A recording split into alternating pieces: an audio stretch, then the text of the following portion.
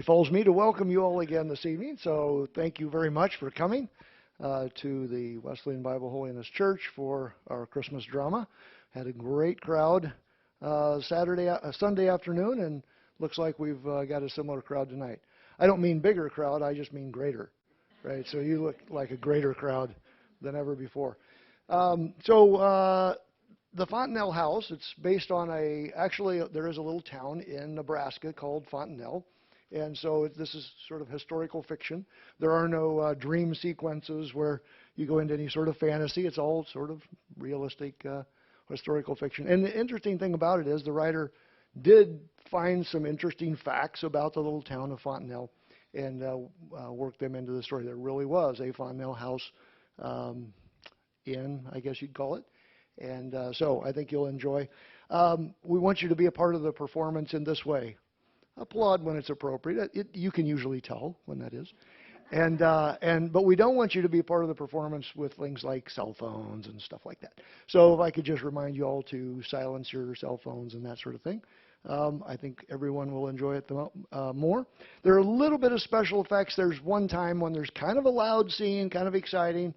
No one has been hurt in any way by any of this so far in any of the rehearsals or anything, so I'm sure you won't tonight either. But it's a little bit loud, just a little bit of a warning there. So I think I've checked off everything on my list. Enjoy the performance, the Fontanelle House.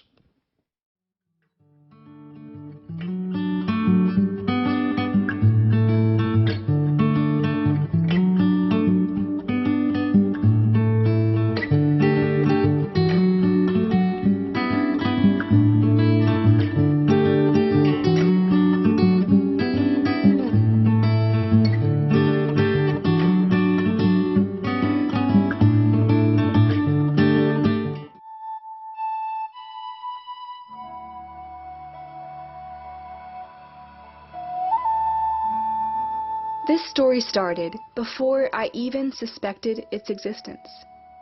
I think of it as my story, and yet it's bigger than me. And I never have entered it if others hadn't made the way for me.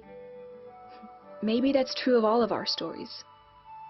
Places, times, and people don't align by accident. In my case, the little town of Fontanelle, Nebraska was the place, and the time was October in the year of our Lord, 1899. And the people? I don't think I can describe the people, because they each have their own story, and I can only tell mine.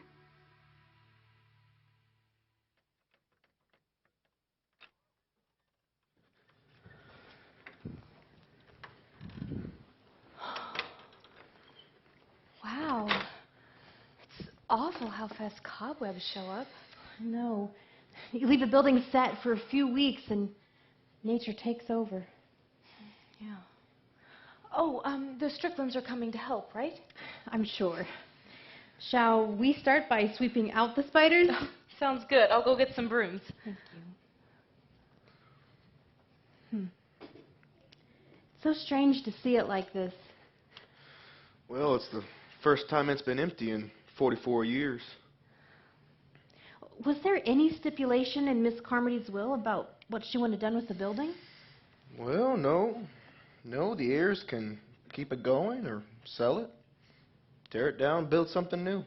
Oh, I hate to see it torn down. I mean, I know it's none of our business anymore, but there are so many memories here.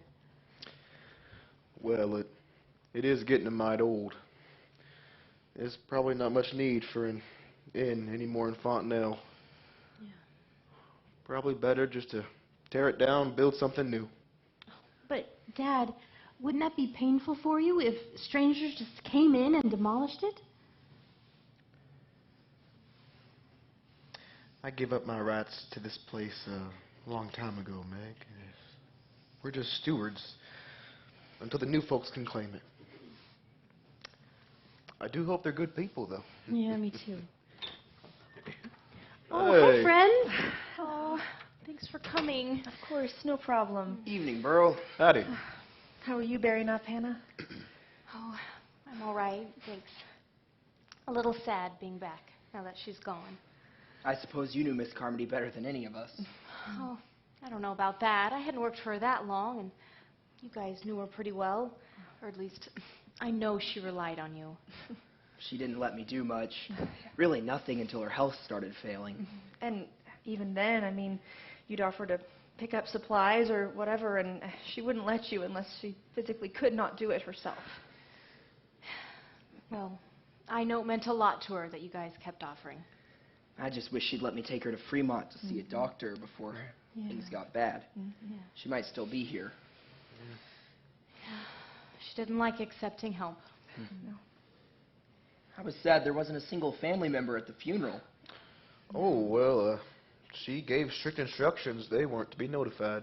Are you serious? Yeah, she told me not to tell any of her family until she'd been put in the ground. It's a shame.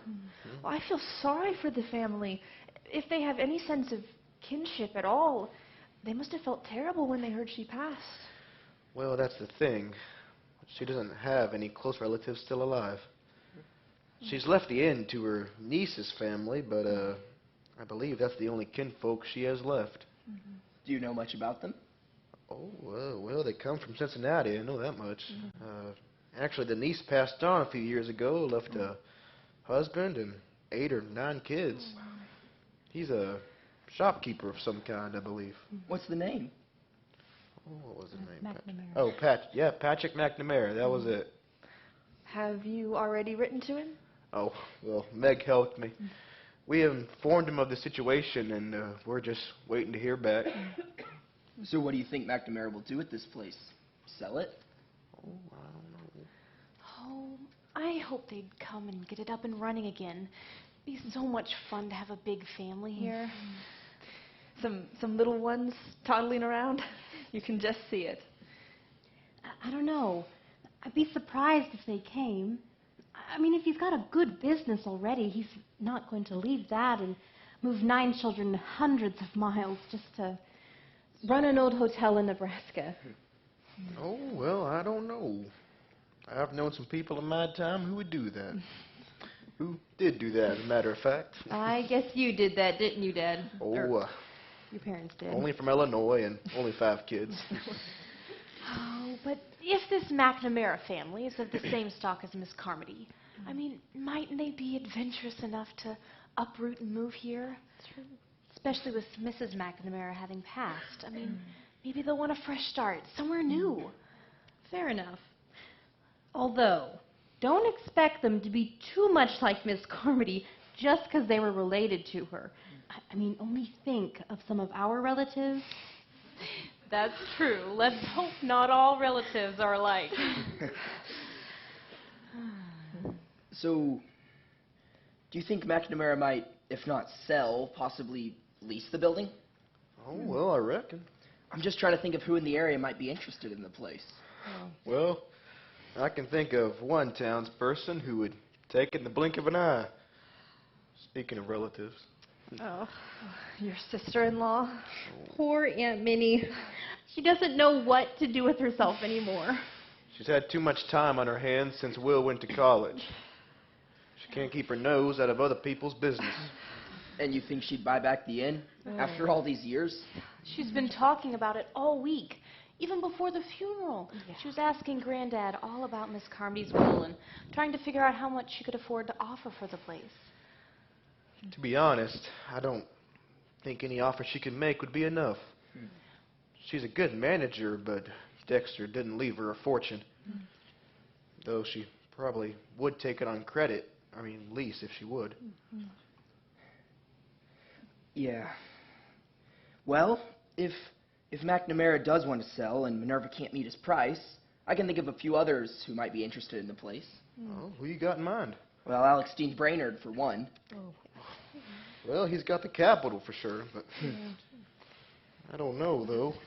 Would he really be interested in a place like this? I don't peg him as an innkeeper. Oh, not a bit. In fact, a few weeks ago, he was in my shop, and he said he thought when Miss Carmody died, the inn was going to die right along with her. Not enough traffic in town for it anymore. Well, he's got a point about that. Yeah. But he remarked how good the location was, so I could imagine him buying this place and renovating it for some other purpose. One of his pet projects, I assume. Could be. Well, if this isn't a social event, hope I'm not intruding. Oh, Aunt Minnie. I didn't think you liked leaving the house this late. Well, I saw a light in here and felt it my duty to make sure nothing was amiss. I thought it was a fire, possibly. Oh, well, Joe and Isaac live right next door, and they've always been so good about keeping an eye on things here. But now that Sarah Carmody's passed on, Lord rest her soul, I thought they might be letting down their guard. Well, no offense. now, Minerva, But you since know... I came, mind if I join you? Just carry on with whatever you're talking about. Well, we were actually discussing what was going to happen to this old place. Isn't that the question of the hour? Have you heard back from the Cincinnati people? Well, no, not yet. Well, they won't want this place. They'll sell it, sure as death and taxes. Well, we shouldn't assume now, should we? I don't assume. I deduce. They'll sell because they have no ties to this place like we have. Well, except for the fact that their aunt did own it for 9 years. Yes. But they don't care. Sarah Carmody, Lord rest her soul, was an aggravating woman. Unbearable, possibly. I mean, it's plain there was no love lost between them. Aunt Minnie, you're making some How assumptions. else do you explain them never coming to visit her in all these years? Well, I get the feeling they just didn't know each other. And it is a good distance to travel from Ohio. True, especially with 9 children and no mother. Well, you can think what you like, but the point is, there ain't a question in my mind but what that family's going to sell this property. And when they do, I have decided to get back into the hotel business. I see. Are you certain you want to shoulder that responsibility again by yourself? Sarah Carmody did. I believe I'm as active a woman as she ever was. My guess is it's getting harder and harder to make an inn successful in Fontanelle. Which is why we need someone with experience running the place, not some city shopkeeper from out east who wouldn't know squat about hotel keeping. Now, Minerva, you can't pass judgment on a family before you get to know them. Don't count your chickens before they're hatched. Whatever you think they might be, they might surprise you. All I say is everything always comes back around. This place has been in the Hancock family for 35 years. And mark my words, it'll be ours again soon. Well, once you give something up, it can be mighty hard to get it back. Some things aren't meant to be.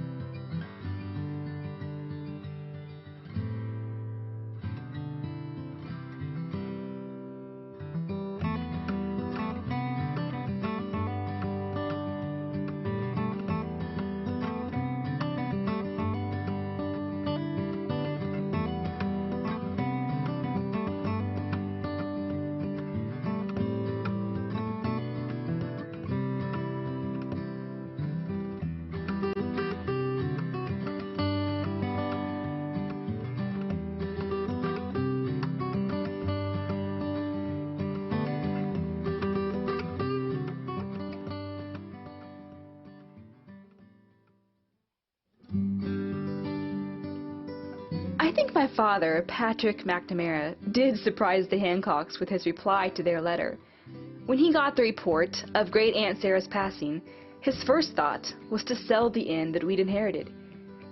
But when he shared the news with me and my sister Charity, my reaction was the opposite. If Aunt Sarah had been a businesswoman, I felt certain I could be too. And eventually, I persuaded Father to let me and Charity travel to Nebraska to see our little hotel, and if it seemed promising, to stay and try to operate it.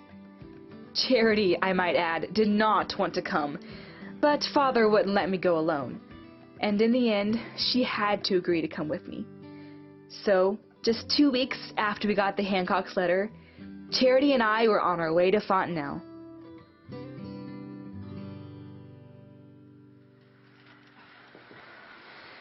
Thank you, Hannah. Sure. Oh, are they coming yet? I didn't see them. The stagecoach may have been late, Hannah. I know.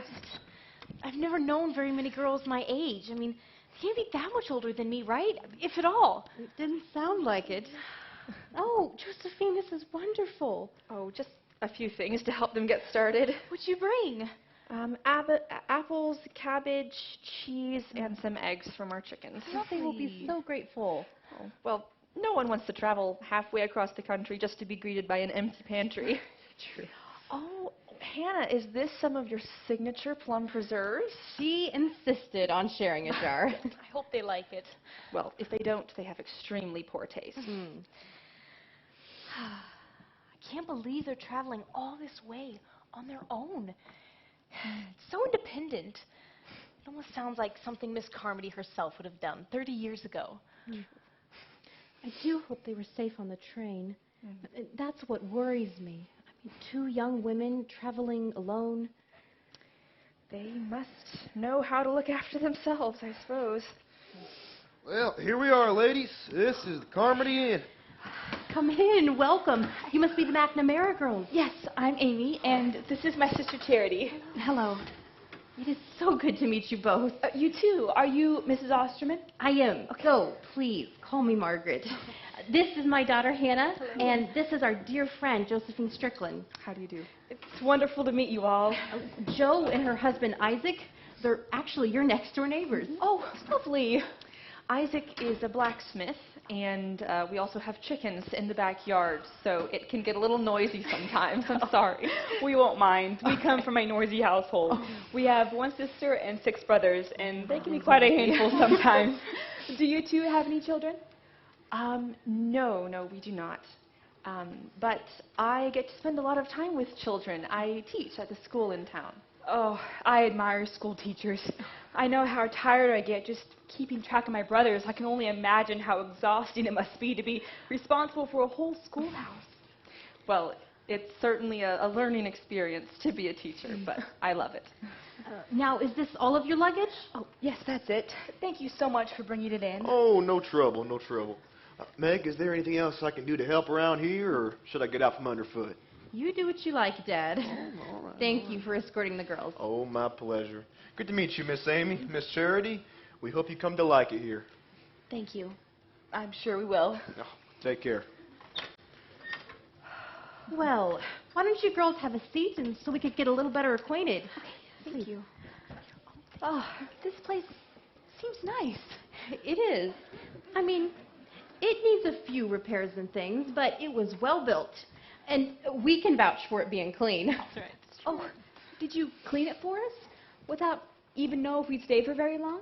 Oh, we just wanted it to be comfortable for you girls after your long journey. Yes, it was no trouble. Oh, how kind of you. Thank you so much. Yes, thank you. It was our pleasure. So, tell us more about yourselves. What made the 2 of you decide to come out here? Oh, well, that was my idea. I've always wanted to travel, and once we'd heard that we'd inherited this place, it just felt like it was meant to be. Father's so busy, he couldn't take care of it, so I convinced him to let us come and check it out. So, Charity, do you enjoy seeing new places as well? I'm more of a stay-at-home person. I think she'll like it more than she expects. And besides, I could not have come without her. bet Sarah served meals here as well as kept guests, right? Oh, yes, this is the dining room. That's what we thought, and I cannot cook to save my life, but Charity is a terrific chef, so she had to come and help me. So then what will your role be in this enterprise? Oh, I'm the businesswoman. I did all of our bookkeeping back home, and I helped Father in their store, so I know about customer service and finances and all that. Sounds like you have a plan. So tell me about you all. Were you born and raised in this area? We were. Fontanelle natives. Joe and I grew up together, along with Isaac and my late husband, Henry. That's wonderful that you're so close. So did you all know my great aunt or have any other connection to the inn? Yes, I actually worked here for her. I cleaned rooms and waited tables and things. With the Stricklands being next door, they knew her about as well as anyone. And if you're interested in the history of the building, I could tell you more about it. Yeah, great. Well, my grandfather was one of the first owners. Oh, I had no idea. How long was it in your family? Oh, about 35 years. After grandfather died, my dad's brother, Dexter, took over in the 70s, and after he passed, then my Aunt Minnie sold it to Sarah Carmody. So what was this place called before the Carmody Inn? Oh, well, it was founded as the Fontanelle House, but for many years it was known as the Hancock Hotel. Right. Well, what do you two plan to call it now? Oh, I don't know. I hadn't thought about changing the name. You don't have to. I was curious.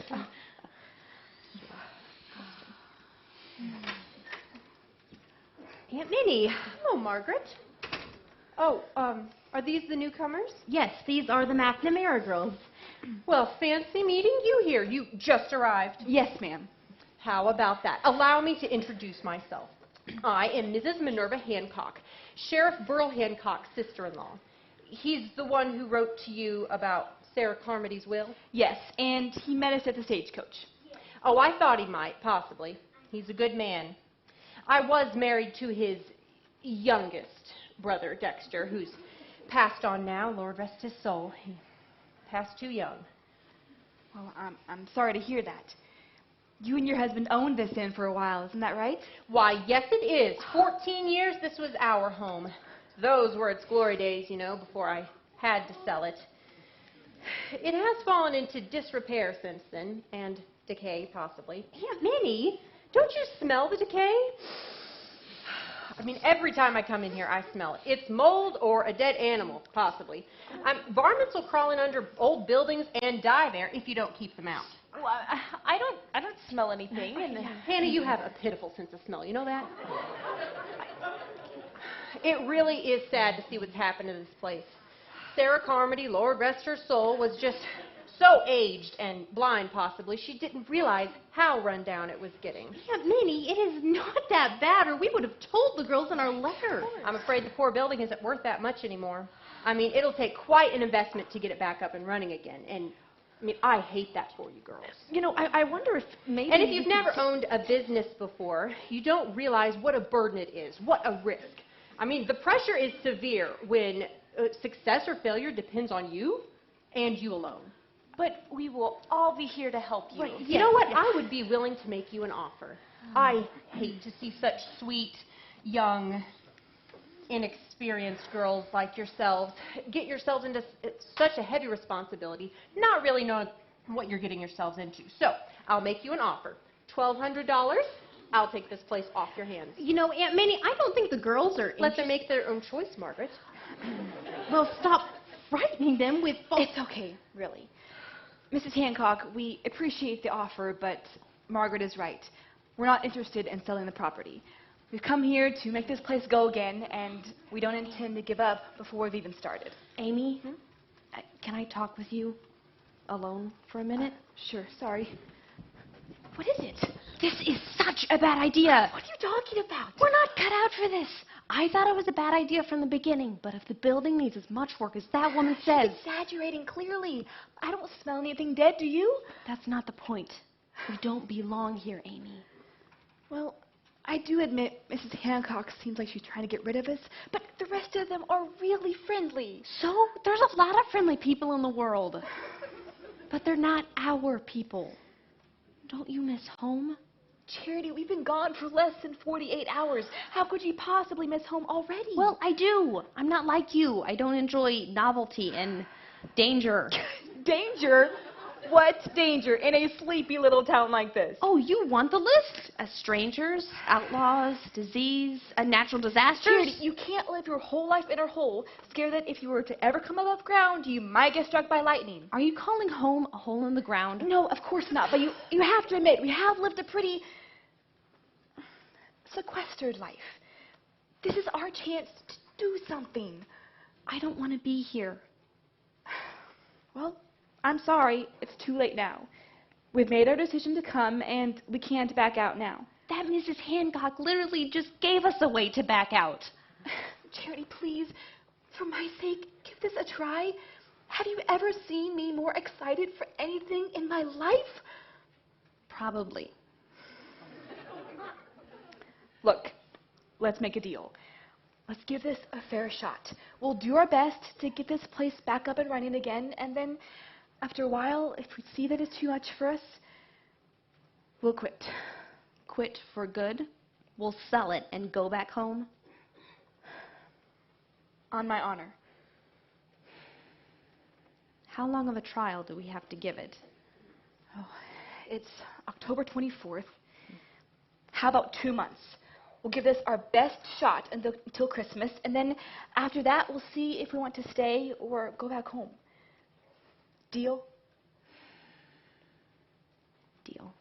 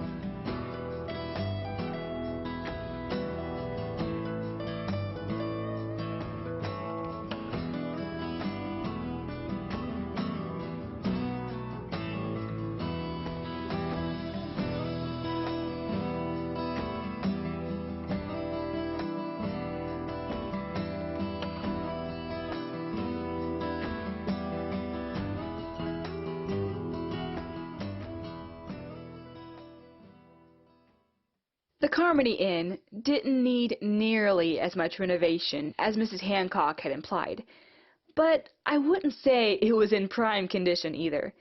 The roof had a leak, some of the furniture was alarmingly unstable, and as soon as Charity took one look at the kitchen, she insisted it didn't have half the tools she would need to cook a decent meal. So we got to work.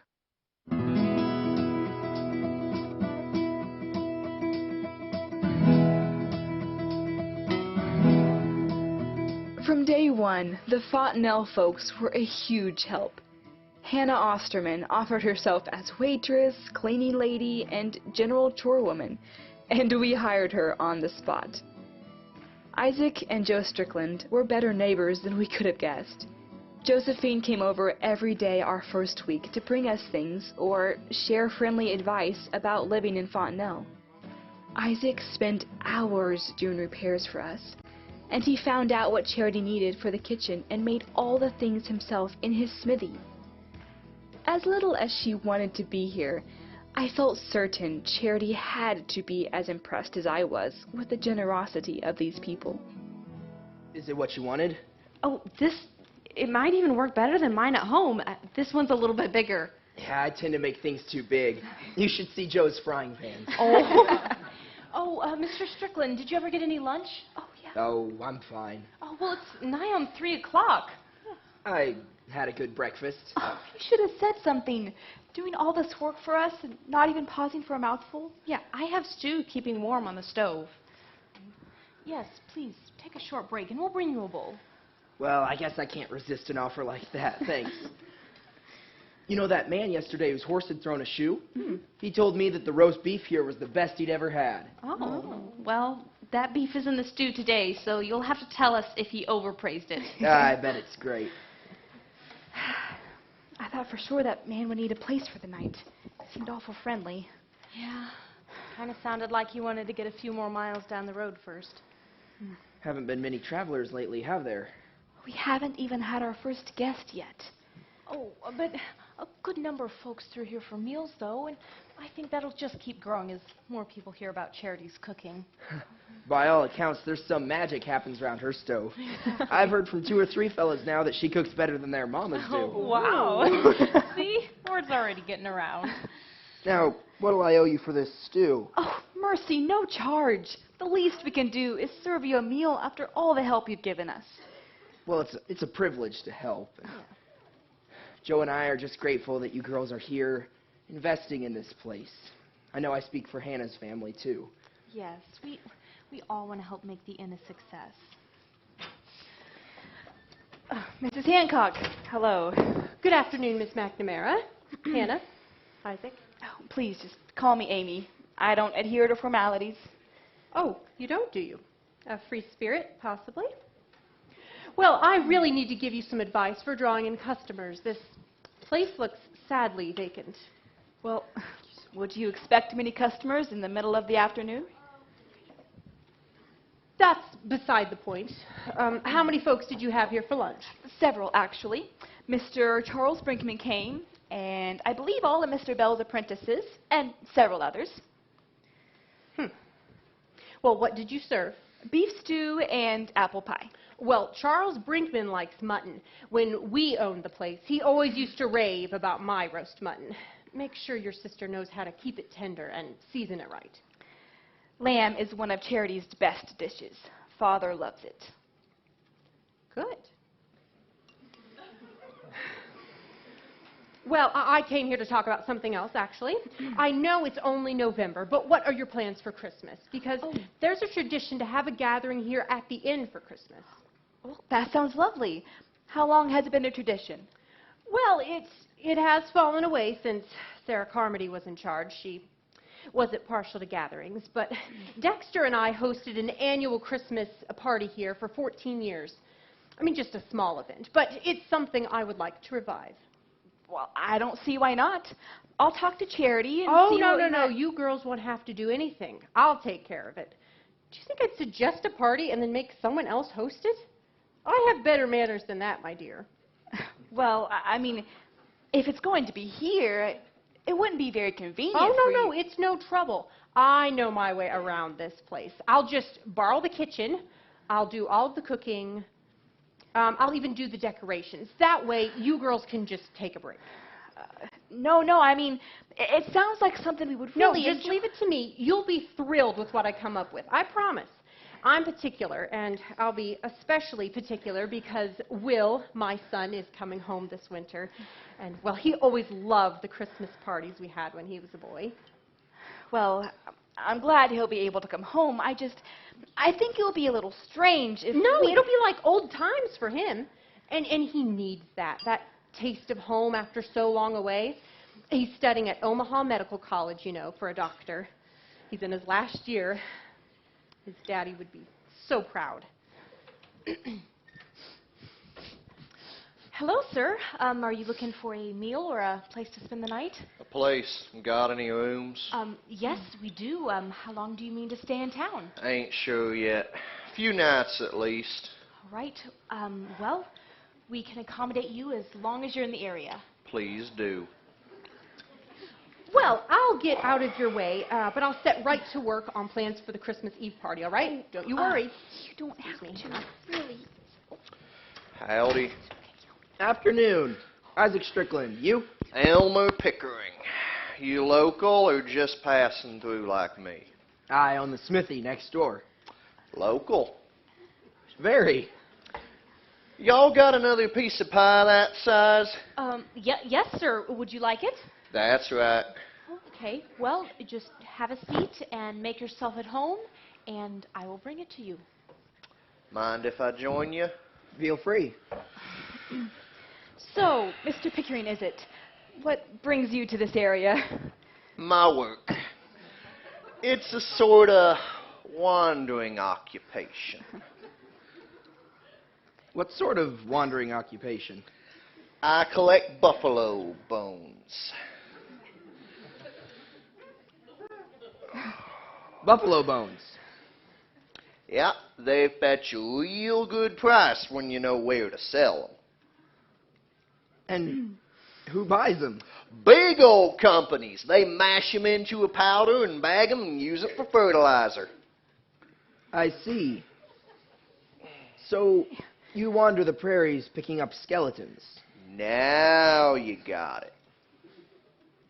it. So where's home for you? Well, I was born in Denver, but I ain't been there in 12 years. Here soon I'm going to have to find a place to stay for the winter, but I ain't sure where yet. Well, Fontanelle is a quiet little town, but it's awful nice. Yeah, I like quiet towns. Then maybe you should winter here. And if you like your room well enough, you can keep it as long as you wish. Boy, this is finger-licking pie. Did you make it? No, my sister did. Does she do all the cooking around here? She does. Good. So how did you happen to get into the buffalo bone business? I'll tell you a story. I was in the Badlands one spring a few years back, and I met a group of traders along the White River, and... Oh, Isaac said you might come by after school. Well, I don't want to interrupt. How are things going? Great. We have our first guest. And he said he might even stay for a few nights. That's great. And you fed Isaac for me. Thank you. No problem. He earned it. Now, let's see. I came to ask you something. Yes. Did you get that letter you were expecting? Oh, yes. It was from my little sister, Ellen. Oh. She had just miswrote the address, so it was delayed. That makes sense. Yes, I was relieved. Now, is Ellen the next in age after Charity? There's 2 boys after Charity, Okay. and then Ellen is 13, and then the 4 younger ones. Okay. So Ellen is the woman of the house now? Well, she's pretty mature for her age. Well, I bet she misses the 2 of you. Well, it's good for her to be responsible. We all have to grow up sometime. Excuse me. I put Mr. Pickering in the south room. Do you think that's best? Sounds good. You know better than I do, honestly. Oh, Granddad, come in. Well, for 3 o'clock. This place looks a mite crowded. Isn't it great? That man is planning on staying here for a few nights. You don't say. Excuse me.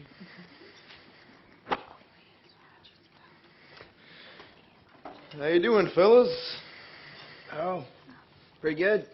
This is Elmer Pickering, a newcomer in town. Sheriff Bro Hancock. How do? All right, Sheriff. Oh, Granddad, there's one piece of Charity's apple pie left. Would you like it? Oh, I think I will. Okay, I'll go get it for you. So, tell me about yourself, Mr. Pickering. Burl, take my chair. Joe's here, and I need to do some work in the shop anyway. Oh, much obliged. Oh, no problem. Good meeting you, Elmer. Catch you later. Yep. So, where do you hail from, Mr. Pickering, or do you have no permanent address? Who's he? A character. Is he the smell? Oh, Hannah said we have a guest. It's not... Is it him? He smells like carrion. There's a reason for that. I'll tell you later. Wait, what did Mrs. Hancock want? Oh, she just... you're not going to like it. Great. What now? Well, It sounds bad, but it really won't be that bad. She just wants to host a Christmas party here.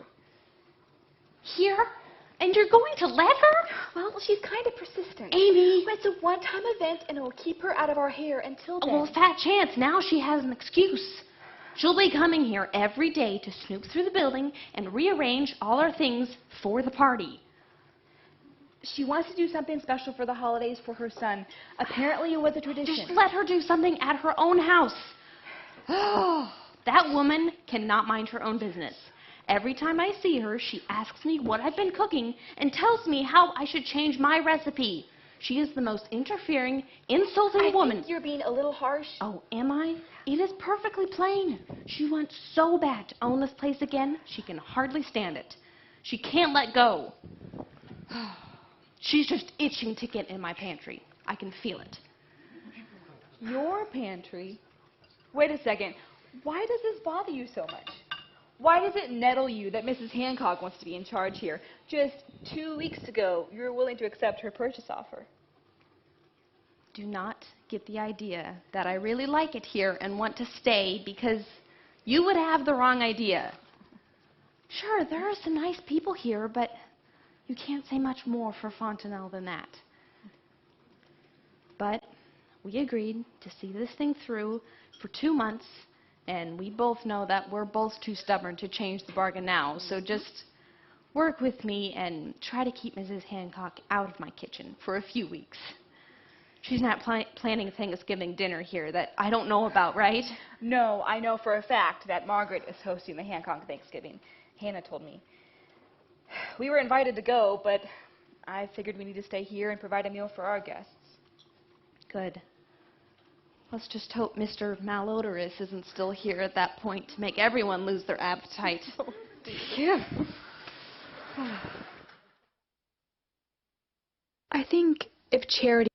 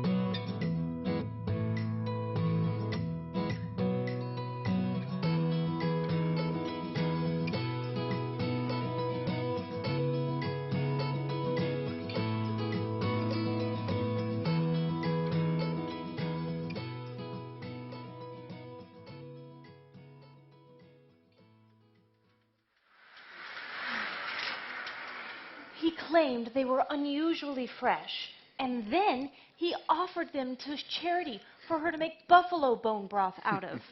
Isn't that disgusting? I mean, can you imagine how nasty they would be after sitting out on the prairie for who knows how long? Well, it does turn the stomach a mite. You heard he's decided to stay all winter now? Yeah, I thought he would. I know it's not really any of my business, but I almost feel it'd be better to have no borders than to have one as strange as Elmer Pickering. Does he worry you? Worry? I wouldn't say that exactly, but he is a pestilential nuisance to Charity. I can tell you that. He loves her cooking and lets her know it early and often. Why, doesn't Charity like compliments? Not from a bone-picking vagabond who smells like something went rotten in a root cellar. Oh. So you think with his honeyed words about her victuals, he might be angling at something? Oh, yeah. He's already asked her to marry him twice. Oh. Poor Charity was mortified. Well, I guess he doesn't suffer from indecision. Yeah. He hasn't been here that long, has he? About 3 weeks, I think. We have to put up with them from now until February at least, I imagine. Well, I'm glad the Stricklands are having Thanksgiving at the inn this year. Yeah. I'll miss them being with us, though. Oh, yes, but Isaac and I were talking, and it's more important for them to stay close and keep an eye on those girls and, well, more importantly, that Elmer Pickering. Does he concern you? I mean, he seems harmless as long as you don't have a sensitive nose. Well, just don't trust him. That's all I say. Your granddad's used to sniffing out the skunks, and, well, in the ethical sense, that is. I ain't too sure yet that Elmer Pickering ain't one. Well, like you said, I would feel bad for Charity and Amy if it was just the two of them and Elmer Pickering for Thanksgiving dinner. Yes. The Stricklands will make it much more pleasant. Yes, I'm sure. Oh, you know what? I just thought of something. Amy wasn't feeling good yesterday, and so I wouldn't be surprised if she was keeping to her room today. And then it would have just been Charity and Elmer. Well, I'm sure Charity would have enjoyed that. She would have straight up died. Thank heaven for the Stricklands. Yes. Oh, Minerva. Let me help you with that. You don't have to. Oh, let me anyway. Here. Oh, I'll take your coat as well. Please, have a seat. Happy Thanksgiving, Aunt Minnie. That's right. We're glad you came to spend the day with us. Well, where else would I go? Well, nowhere, I hope. You belong here. Aunt Minnie, I thought I heard the door. Well, you have healthy ears. Oh, okay. I brought the asparagus dish like I promised. It's burnt, possibly. Oh, I'm sure it's fine. Okay, so the potatoes don't have much longer. The turkey is almost done, and I just put the bread in the oven. There we go. Now, did you bring the cranberry jelly? What? I don't remember saying I would.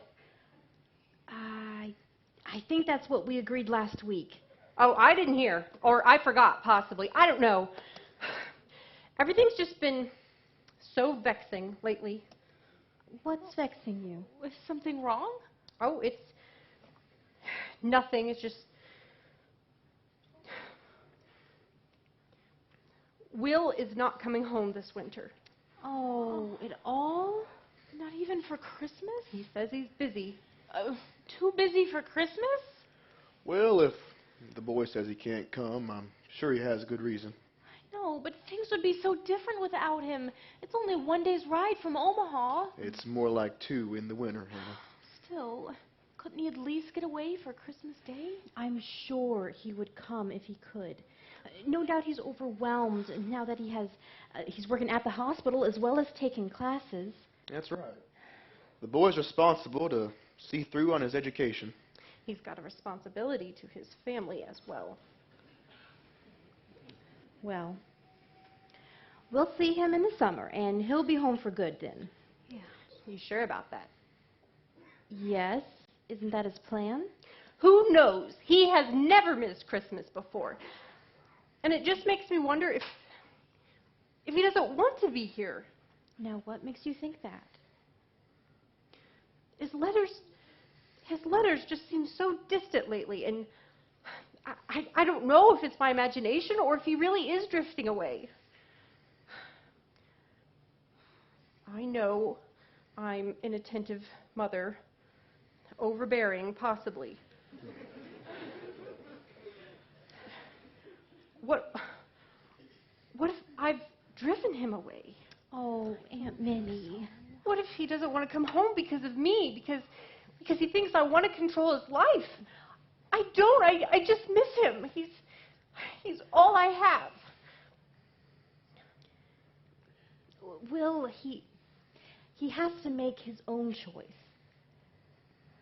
Don't you all want him to come back to Fontanelle when he's finished his degree? Oh, of course. But what if he needs to be somewhere else? We need him. He's the last of the Hancocks.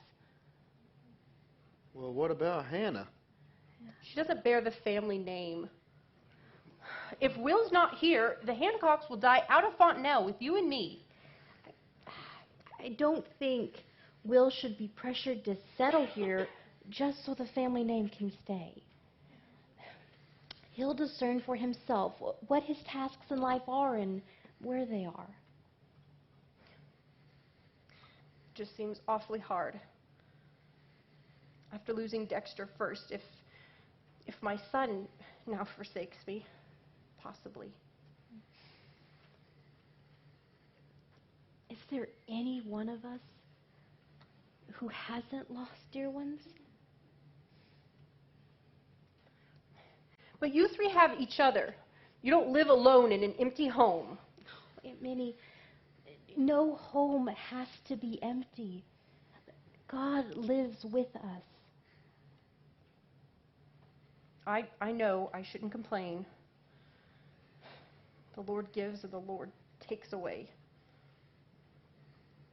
Does he take anything? Really? I mean, he gives and he gives and he keeps on giving. He gives us himself. But what am I supposed to do with that? Some gifts we cannot repay, but we must respond.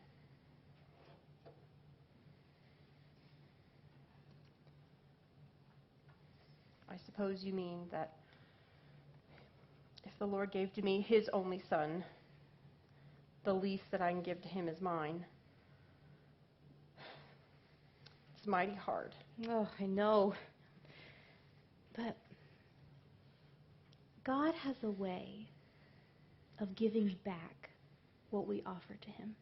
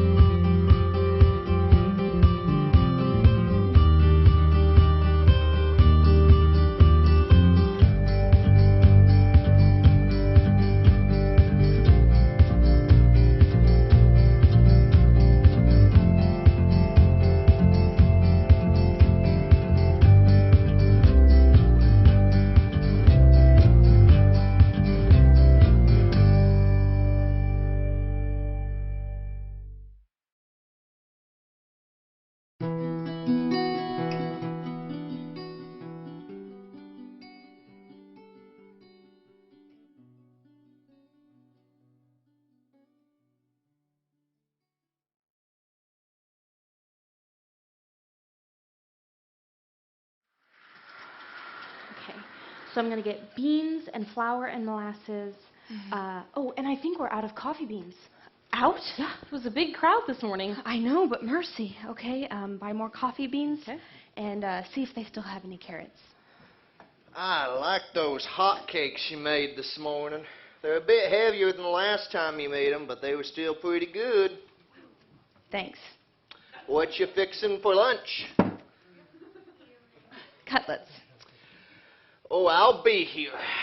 If it were fish, I'd have you pack me a sandwich, 'cause I ain't too keen on fish. But cutlets, that's good. That's real good. Great. Well, I best be off. I got a hunch I'll find something good if I head south this morning. Good luck. I won't go far so I can be back in time for cutlets. You know, I don't intend to stay in the buffalo bone business forever. Oh, what I want to do is settle down and be close to home so I can be there available for meals and such like. I don't know. I think your current line of business kind of suits you. Nah. A man gets tired of wandering. A wandering man's diet ain't satisfactory. What a man wants to be is a business owner. Really? Well, too bad there are not any business owners around here looking for a partner.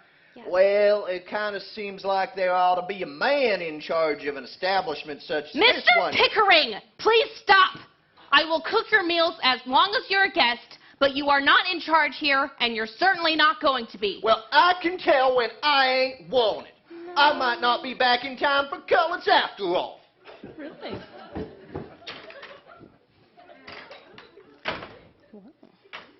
Are they pork or beef? Pork. Rats. I'll be here. Was I too harsh? Not a bit. Hinting sure doesn't work with him. Oh, he just doesn't give up. Here. I think you need to sit down for a minute. Oh, no, I can't. Oh, really, just a short break. You've been working nonstop. No, the day has hardly begun. But you've been stretched to the limit all week, doing Amy's work on top of your own. It's the bookkeeping that's hardest for me. Yeah. That's what kept me up late last night. Amy has mentioned she's had trouble balancing the books, and I can't make heads or tails of any of it. Numbers make my head spin. Well, Amy's on the mend. Give it another day or two, and I'm sure she'll be feeling well enough to at least keep the accounts. I hope so. Good morning. Charity, how's your sister? Better. Josephine is sitting with her this morning. You're using mustard plaster, I assume. No, it makes Amy's skin blister. Just put a cloth in between. She needs a mustard plaster. Aunt Minnie, she seems to be coming through it without. Well, just be sure to give her tea every day. What I always give for a breathing complaint is a good strong brew of chamomile and lemon with cloves. It does wonders. You must try it. I've given her something similar. Well, do what you want. Hannah, oughtn't you be doing something useful? Yes, I should probably get to the store before lunch. Will you be all right? Oh, yes. It helps to sit a minute. Thank you. Good. I'll be back soon. All right. Well, I'll get right down to business. I came to discuss plans for the Christmas Eve party. So first off, the guest list. My niece said, well, I have decided to keep it quite small. So just our closest friends. So, of course, you girls. And, oh, will Mr. Pickering still be here? Regrettably, yes. So, Mr. Pickering and the Stricklands and my brother-in-law's family. My son, unfortunately, is unable to visit this Christmas as he has obligations in Omaha. I'm sorry to hear that. Well, I mean, yes, it's very disappointing. But we will still have a splendid party. You can count on me for that. So, what food do you have in stock? Do we have in stock? I thought this was your party. Well, in past years, the inn has always provided the supplies for the meal. Yes, but you owned the inn then. You don't anymore. Well, I'll just go take a quick look in the pantry, if I may. I didn't...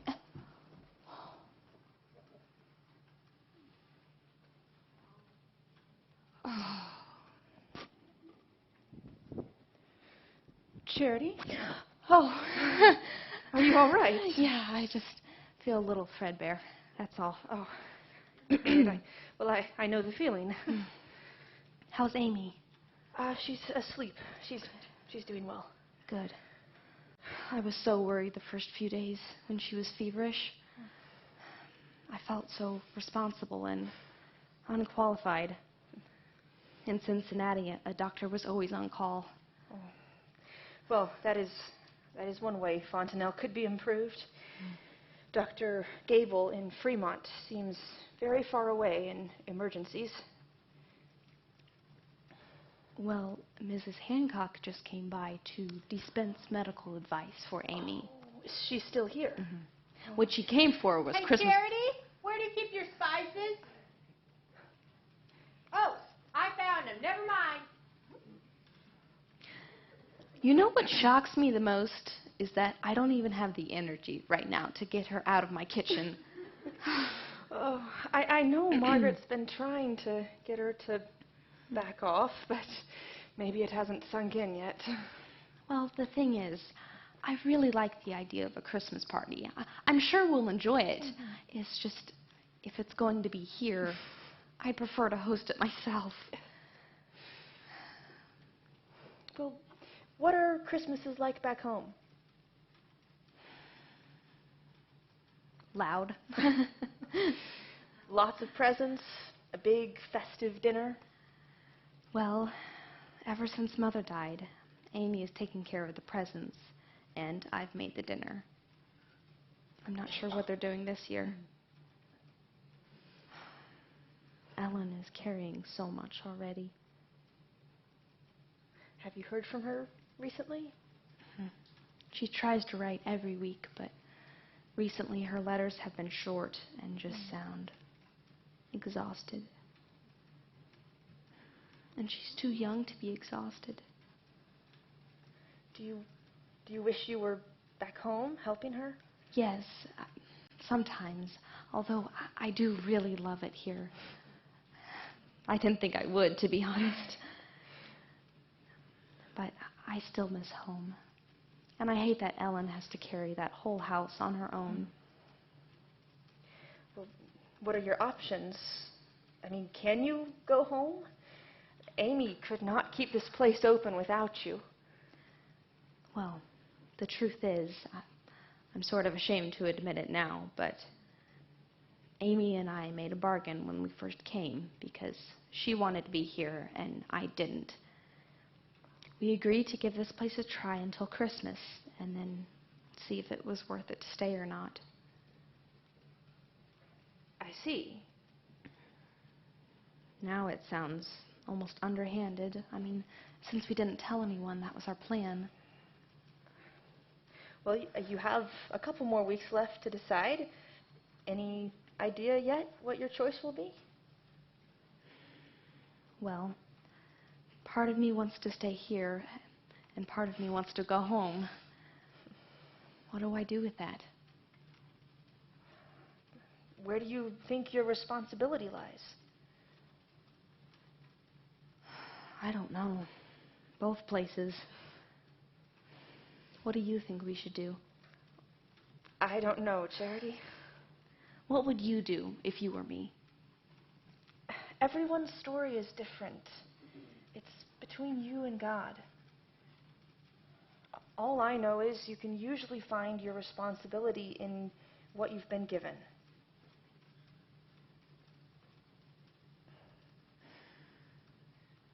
I've been given so much.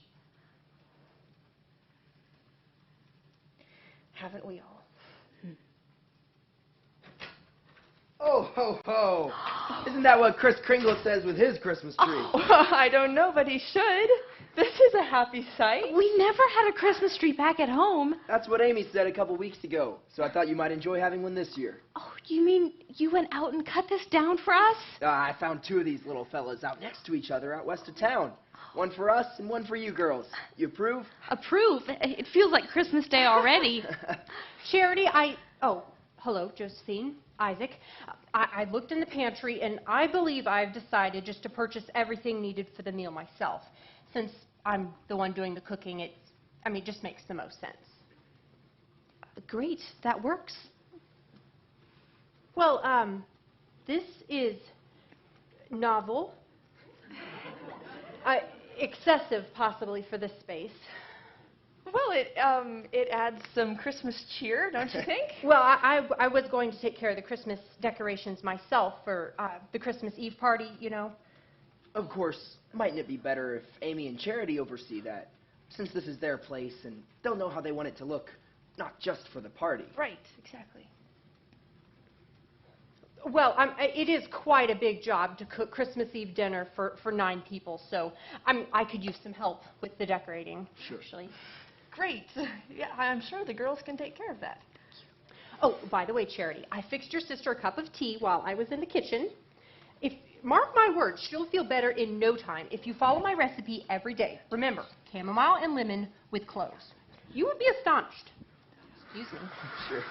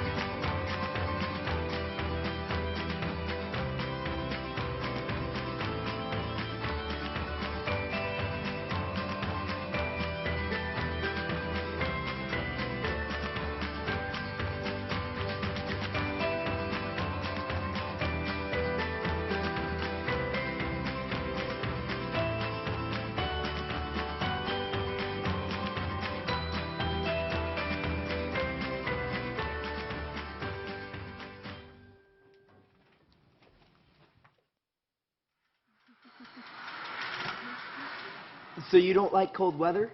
I'm just not used to this much snow. Sure. But what I like best about winter is that folks can gather more often. You know, short days of hard work, but then these long fireside evenings. If anyone's hungry, Charity made some gingerbread cookies, which she offered to share.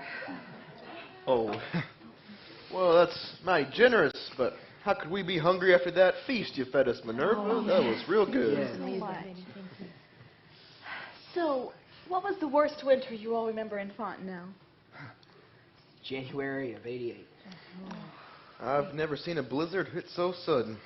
It was warming up that morning, snow was melting, and then about 3 o'clock in the afternoon, a wall of wind and snow hit us. Temperature dropped 60 degrees. Just like that. You couldn't see your hand in front of your face. And if you did venture outside, you could not find your way back. People call it the school children's blizzard now because so many students and teachers got trapped. I was in the schoolhouse when it hit with 7 children. That was my first year teaching. And were you trapped? Until the next afternoon, yes, when the wind started to let up. That was That was before we were married, but we were good friends, and Isaac had just restocked my coal supply that morning. Oh, wow. So the children and I were able to keep warm enough to survive. Well, I'm probably the only one that remembers this, but the winter of 1856 was pretty bad. We had settled the town in 55, and that first winter was real mild, so that's what we thought we could expect. Well, that second winter came, and it brought a true Nebraska blizzard with it, and we were totally unprepared. Oh, no. How much snow did you get? Oh, 5 feet or more. Wow. I was 15 at the time, and it was over my head. Folks who were just there to speculate hightailed it back east. Oh, yeah. Of course, I was just an infant then, so I don't recall, but my daddy was a real hero during that winter. Ain't that right, Burl? Yes, that's right. A lot of livestock had died, and you couldn't find meat for love nor money. But Mr. Samuel Francis, he would go hunting along the river and bring back game and share it with the rest of us. A lot of folk would have starved without him. So, what other challenges did you face being new to the territory? Well, many as you might expect, but the ground was great for farming. So once we learned the lay of the land, we had great harvest. The town grew fast. Didn't Fontanelle almost become the Nebraska capital? Oh, yes. You're kidding. This one-horse town? It used to be a thriving municipality. Come again? A thriving municipality. They say it was one vote short of becoming the capital. They even had a university here when I was a girl. Oh, really? What happened to it? Yeah. Well, the main building burned in a fire, and then they relocated south of Lincoln. Oh, that must have been discouraging. Well, it was a mite. We also thought the railroad might come through at one point, but, well, that fell through as well. A lot of things fall through, it seems like.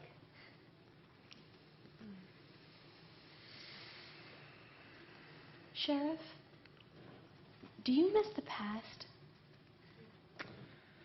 No, I don't. You miss Mama.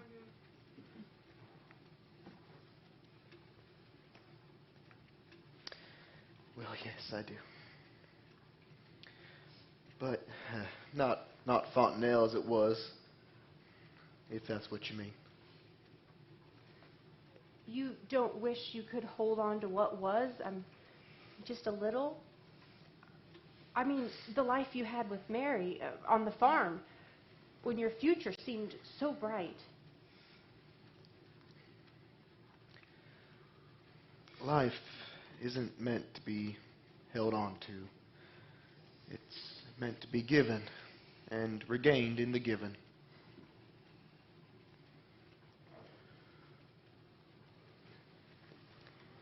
It might not look like what you once envisioned, but I think you've made something very special here. You've made Fontanelle a good place.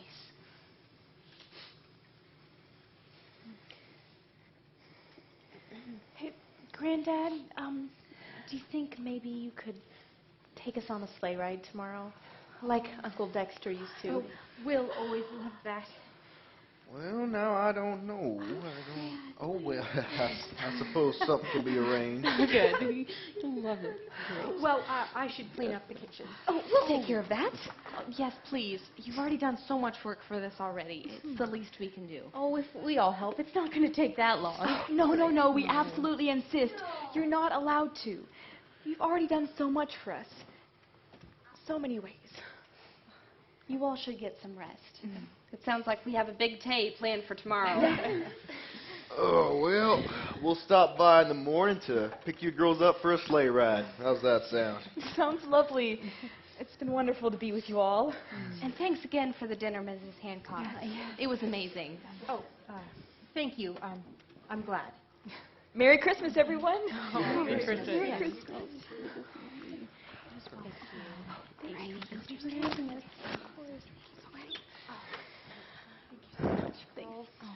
You don't know what an encouragement you are to us. I know we're not really old enough to be your parents, but I just feel like adopting the two of Oh. you. We'll see you tomorrow. All right. Sounds good. Have a good night. You too. Do you think there are better people anywhere? If there are, I haven't met them. I don't know if I could imagine a happier Christmas Eve. Well, I can. It involves the absence of Elmer Pickering. Well, life would be pretty dull if we had nothing to wish for. Oh, I don't know. I think life would be pretty great. Oh, it's going to be a rough winter until he decides to move out. So you're willing to stay in Fontanelle at least a little while longer? I didn't say that. Don't rush me. We decide tomorrow and not an hour sooner. But this is a wonderful place.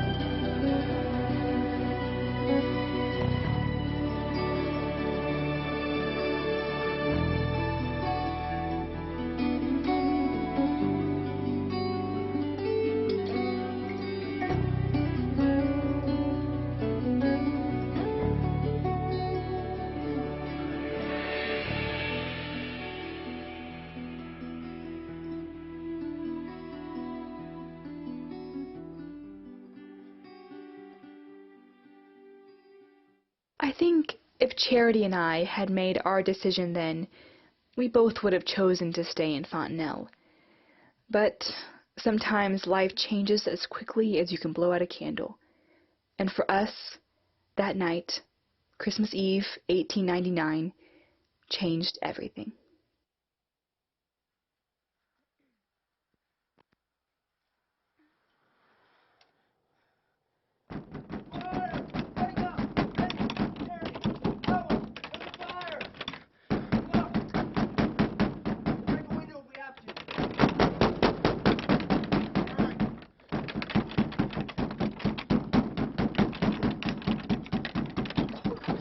Charity, are you all right? What's going on? I don't know. Well, the back of the building's on fire. Where's Amy?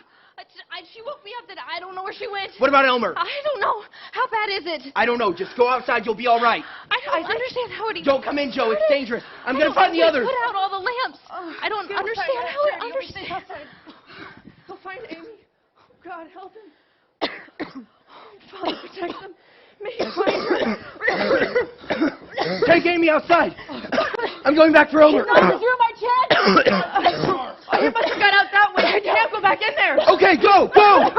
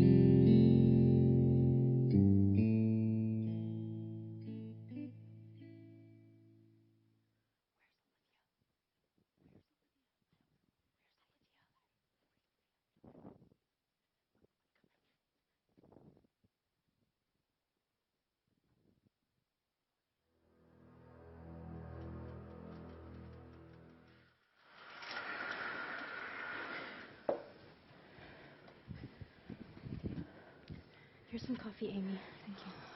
Here you go. Did you all get any sleep at all last night? None to speak of. I couldn't stop going over and over in my mind. What could have started the fire? Did we forget to put out a lamp? Did the oven? Oh, I don't know. Nothing makes sense. Oh, Joe, please do. How are things? There's not much left. Isaac and some other volunteers are going through the rubble, trying to salvage what they can. Rubble? It's that bad? I don't want to see it. Have they found our strongbox? They're still looking. It's probably destroyed. I just want to go home. What is Father going to say? Oh, I feel like the prodigal son. We have to go home like beggars in borrowed clothes. Even without the building, it's still a good property. Someone will want to buy it, and then you'll have some money to get you home. Mrs. Hancock will probably buy it. She never wanted us here in the first place.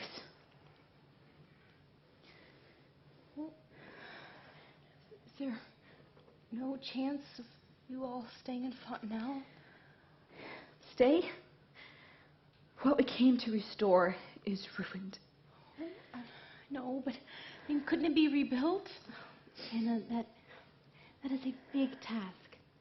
I know, but I'm going to miss you guys if you go away.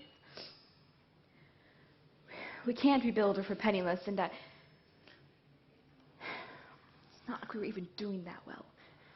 There just aren't enough travelers through Fontanelle to support a hotel anymore. That's just the fact. I don't want to face it, but it's true. Come in. It's only me, Margaret. Came to see how the girls were. Well, about how you'd expect. They're struggling. Poor dears. This is their first tragedy, possibly. They are motherless. Of course, I'd forgotten that. I suppose what they need is some guidance. Aunt Minnie, do not take over. Just serve. No, there's no choice. Mrs. Hancock, you may not be interested now that the building's gone, but if you would still like the hotel property, you could just about name your price. I'm just sorry we didn't let you buy it 2 months ago. It might still be standing if we had. You're selling and going back home? It's about time, right? We should have never have come. I've learned my lesson. I was the one who pushed it. Not to take responsibility for what isn't rightfully mine.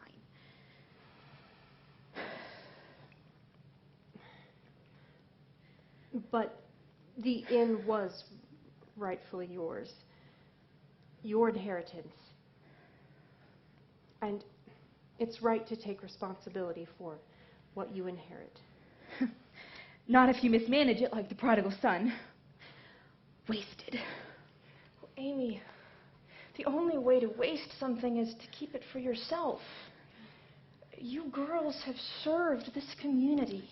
Yeah, but what good did we actually do? We just fed people. Well, who can say more than that? Don't undervalue it. No. You are the ones that have served. We've given nothing. You don't know what it means to us that you're here, that you're with us. That is the greatest gift that you could give. But we can't stay, no matter how much we might want to. And besides, we've been away from home too long. We belong there, and they need us.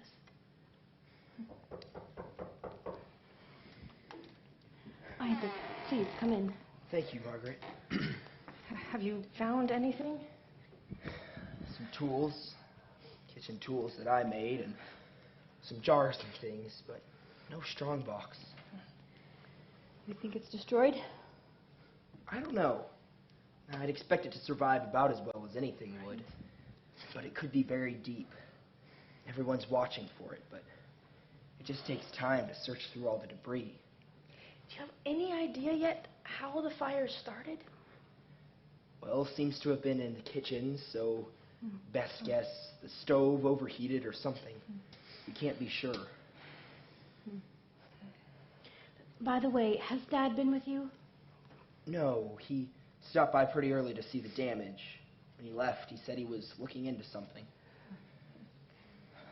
I also have a message to pass on. So, are you girls going to be open to selling the property? We have to be. Oh, all right. I wasn't sure. Well, I don't know if you're going to believe this, but Elmer Pickering was just talking to me, and he's offering to buy it. Are you serious? He thought the girls might be staying with us, and that's why he talked to me. He doesn't have that kind of money, does he? No. I sure didn't think so, but he said he'd pay $500 in cash if you're willing to sell. What's he going to do with it? I mean, that man's a carcass harvester, not a property owner. What he told me is he wants to start a business. He said he wants to build a restaurant on the property and... No. Charity, No. he wants to employ you as the cook. Oh, you're kidding. I mean, wife, hired chef, what's the difference? Stop. As long as he gets his 3 meals a day out of the deal. Don't you laugh. This is not funny. No. That poor man and his everlasting stomach. Oh, but really, there is something fishy here. He doesn't have money. It's some kind of trick. If Elmer Pickering has $500 in hard cash, I'll eat my hat. Yeah. He flashed a wad of bills at me. Might not have been 500, of course. Yeah. I admit, I don't trust the fella. Feel sorry for him, but that's different. Sure. To be honest, we never really liked the idea of you two girls being alone in that building with a strange man as boarder. Isaac tried to keep as close a watch as he could from next door. Isn't that just the hotel business?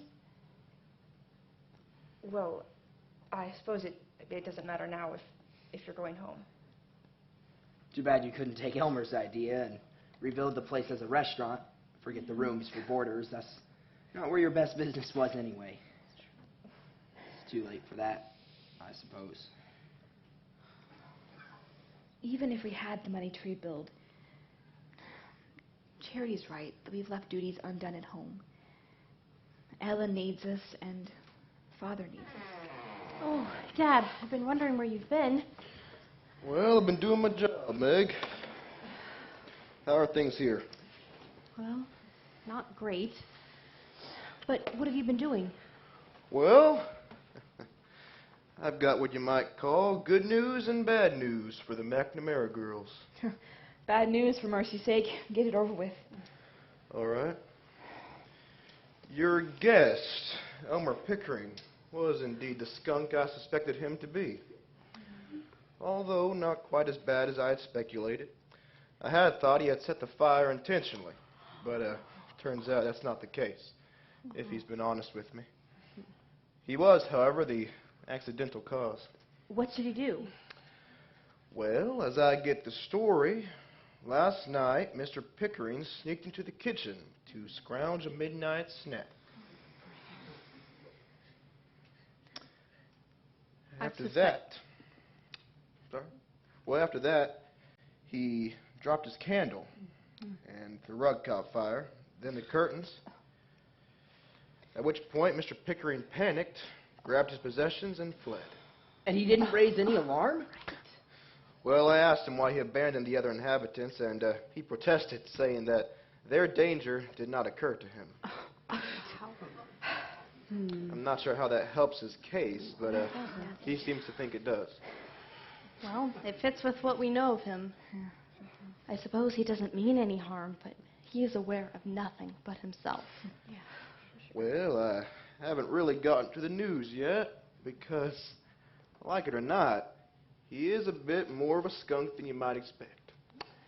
Mr. Pickering has sticky fingers, and not just for food. His nightly tradition also included an excursion into your strongbox, which he had located as soon as he took up residence. Have you ever noticed your accounts not quite adding up? Yes. I'm afraid you've been harboring a petty thief. I'm sure he rationalized it somehow. His room was too expensive for some such nonsense. Or the morality of personal property might be another thing that just never crossed his mind. Yes. I don't believe he's a schemer, merely an opportunist. A fact that's proven, believe it or not, by the good news I have for you. That's right. There's good news. I believe your strongbox is missing. We've not been able to find it in the rubble. Yes, well, I happen to believe it's in a haystack on Bub Kramer's farm. My deputy's looking now because Mr. Pickering confessed to having hid it there after he grabbed it during the fire. What a rat! So the girls being in danger didn't occur to him, but he did think to steal their hard-earned savings. Well, Charity there said it. He only thinks of himself. That means... Oh, that makes me mad. That makes me really mad. What? This morning, he offered to buy our property with our own money. What a rat.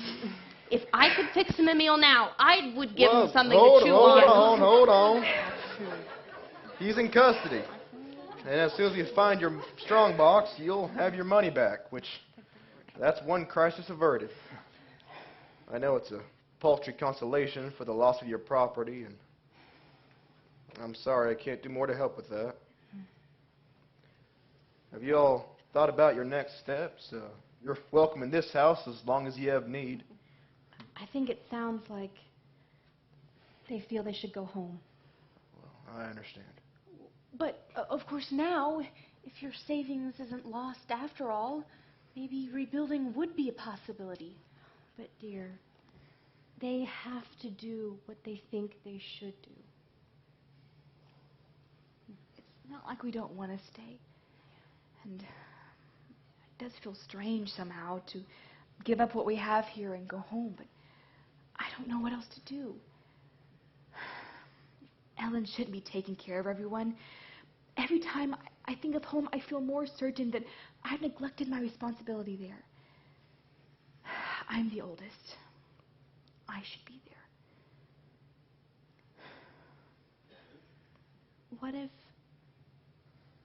maybe my instinct was right from the very beginning? We don't both have to be in the same place. You love it here. You could stay and build a new business. And I could go home and help there. Oh, I see it. I see it. You're right that we don't have to be in the same place, but I belong at home, and you belong here. Me? Without you? It makes perfect sense. Elmer was right, after all, that this town needs a restaurant more than it needs a hotel.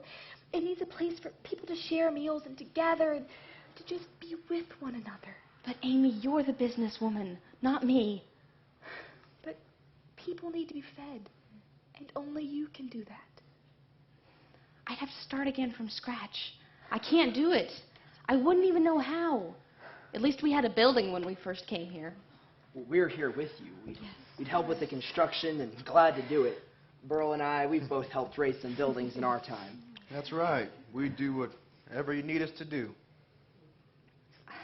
I just don't know if I can go through all of this again. What if we have another fire or another thief? There would be so much at stake. Well, any choice you make in life is going to require a leap of faith. The only decision is choosing where to leap. If you have to stake your life on something, you'd better make sure it's worth your life. Then, do you all really want me to stay? We'd sure be glad if you did. Then, maybe this is where I'm meant to be.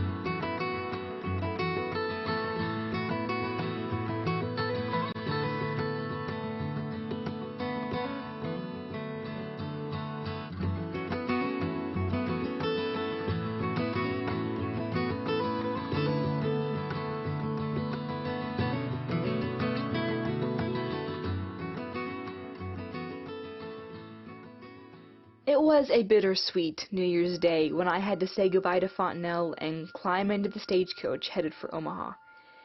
2 months had given me a love for this place I'd never expected to bear. But I knew where my responsibility lay.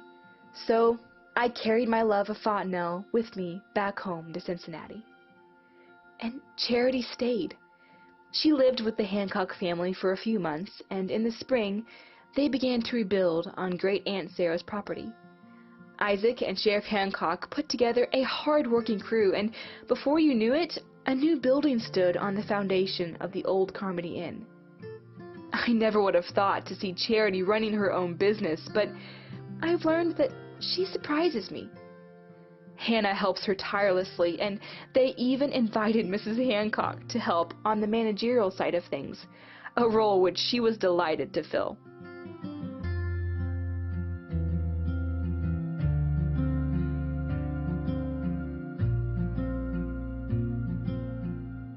You'd want to know that Elmer Pickering served a sentence of 15 months for his theft, and when he was released, he surprised everyone by giving up the buffalo bone business, settling in Fontanelle, and becoming a butcher. I'm not sure how many folks who know his previous line of work feel easy frequenting his butcher shop, but he has enough customers to keep him honest and in business. Isaac still keeps an eye on him, but he's a faithful patron of Charity's restaurant and seems happy with his lot in life. Other things changed in that first year after the fire. In the summer, Mrs. Hancock's son, Will, finished medical school and came home to Fontanelle to set up a private practice there. And he's not the only recent arrival. In September, Josephine had a baby girl, the first Fontanelle baby to be delivered by the new Dr. Hancock. And I think she's currently the most popular person in the community. But the change that surprised me the most happened not in Fontanelle, but in my father's house in Cincinnati. I went home in January and hadn't been back long before my father started getting better acquainted with a very nice woman named Louisa Driscoll. That's a long story for someone else to tell, so suffice it to say, Father married Louisa in August, and she became a good new mother to me and my siblings. It was just after the wedding that I got a letter from Jo saying that she was due to have her baby soon and someone would be needed to replace her teaching in the Fontanelle school that autumn. And she wondered if I might be free now to come and take her place. I think you know my answer. With my family in Louisa's good care and this new task for me in Fontanelle, I thought it was the right time to return. Sooner, much sooner than I'd expected when I left it. But I think places, times, and people don't align by accident. I've now finished my first year of teaching, and for the present, Fontanelle is my new home. When she built the new restaurant, Charity didn't want to name it after the Carmodys or the McNamaras. It represents so much more than just one family's investment. So she gave it its founding name again, the Fontanelle House. And most folks think that suits the place just right.